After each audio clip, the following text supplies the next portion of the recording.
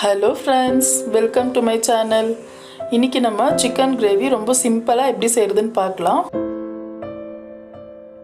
First நான் ஒரு pan வெச்சிருக்கேன். ஒரு பீஸ் பட்டை, 5 லவங்கம், ஒரு அரை டீஸ்பூன் சோம்பு, ஒரு டீஸ்பூன் மல்லி, 3 வரமிளகாய், அரை டீஸ்பூன் சீரகம், அரை டீஸ்பூன் மிளகு. இதெல்லாம் சேர்த்து நம்ம ஃப்ரை பண்ணிக்கலாம், வறுத்துக்கலாம். பாருங்க இவ்வளவு வறுத்தா போதும். இப்போ இது ஒரு பிளேட்டுக்கு மாற்றி நம்ம ஆற வைக்கலாம். இது ஆறட்டும், ஒரு பக்கம் இருக்கட்டும். இன்னைக்கு நான் 1 கிலோ சிக்கன் எடுத்துருக்குறேன். இப்போ ஒரு பேனில் 2 டேபிள் ஸ்பூன் எண்ணெய் சேர்த்துக்கலாம். பிரியாணி இலை 1, ஒரு 1/4 டீஸ்பூன் சோம்பு, 2 ஏலக்காய். இதை சேர்த்து மிக்ஸ் பண்ணி விடலாம். இப்போ நான் 3 வெங்காயம் பொடியாக நறுக்கியிருக்கிறேன், அதை சேர்த்துக்கலாம்.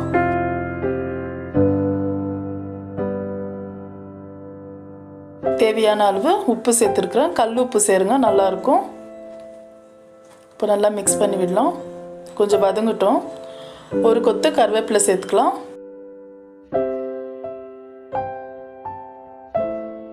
மிக்ஸ் பண்ணி விட்டு இப்போ நம்ம இஞ்சி பூண்டு விழுது 1.5 டீஸ்பூன் சேர்த்துக்கலாம். நல்லா மிக்ஸ் பண்ணி விடலாம். இப்போ இந்த டைமில் நம்ம வாஷ் பண்ணி வச்சிருக்கிற சிக்கன் சேர்த்துக்கலாம்.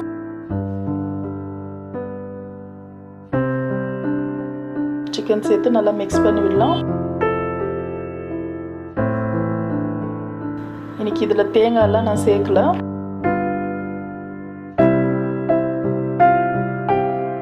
இப்போ ஒரு நிமிஷம் மூடி போட்டு வைக்கலாம். இப்போ பாருங்க, நம்மளுக்கு சிக்கனில் இருக்கிற தண்ணியெல்லாம் நல்லா விட்டுருக்கு. இந்த தண்ணியெல்லாம் நல்லா வற்றணும். இப்போ ஒரு 1/4 டீஸ்பூன் மஞ்சள் தூள் சேர்த்துக்கலாம். நான் 2 தக்காளி சின்னதாக கட் பண்ணி வச்சுருக்கிறேன், அதை சேர்த்துக்கலாம்.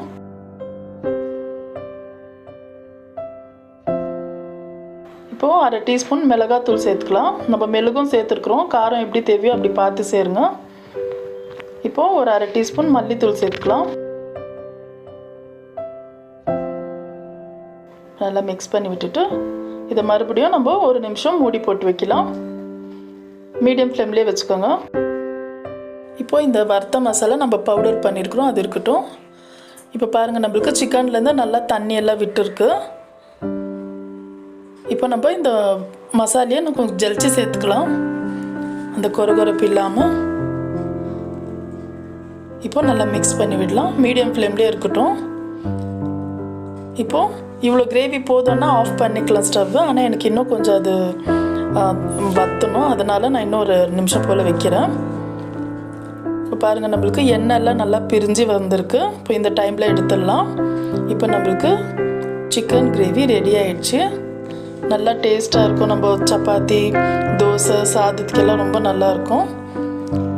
ஸோ கண்டிப்பாக ட்ரை பண்ணுங்கள். ட்ரை பண்ணி உங்களுக்கு வீடியோ பிடிச்சிருந்துச்சுன்னா லைக் பண்ணுங்கள், ஷேர் பண்ணுங்கள், மறக்காமல் சப்ஸ்கிரைப் பண்ணுங்கள்.